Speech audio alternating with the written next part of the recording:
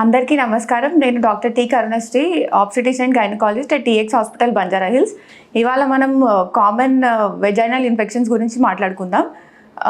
యూజువల్గా వెజైనల్ ఇన్ఫెక్షన్స్లో ఏ కంప్లైంట్స్తో వస్తారు పేషెంట్స్ అంటే వైట్ డిశ్చార్జ్ చాలా ఎక్కువ అవుతుంది, నీరులాగా పోవడం, పెరుగులాగా తెల్లబట్ట అవ్వడం, బాగా దురద పెట్టడం, ఇంకా సెక్షువల్ యాక్టివిటీ అప్పుడు చాలా పెయిన్ రావడం, ఇలాంటి కంప్లైంట్స్తో వాళ్ళు ప్రజెంట్ అవుతారు ఓపీడీలో.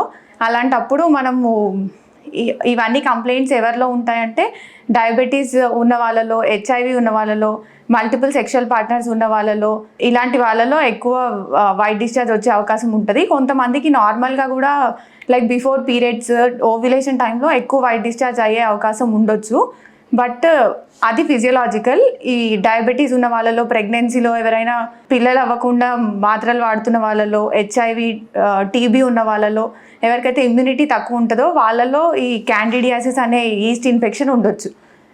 దానికి మనం ఫస్ట్ షుగర్ టెస్ట్, ఇంకా ప్రెగ్నెన్సీ, ఇంకా ఓసీ పిల్స్ ఏమైనా తీసుకుంటుంటే అవన్నీ రూల్ అవుట్ చేయాలి. దానికి మీరు ఒకసారి హాస్పిటల్కి వచ్చి చూపించుకుంటే ఎక్కువ వైట్ డిశ్చార్జ్ అవుతుంది, మోర్ దెన్ 15 days బాగా పెరుగులాగా పడుతుంది అంటే వచ్చి చూపించుకుంటే ఎగ్జామిన్ చేసి దాన్ని బట్టి మెడిసిన్స్ ఇవ్వచ్చు. Thank you.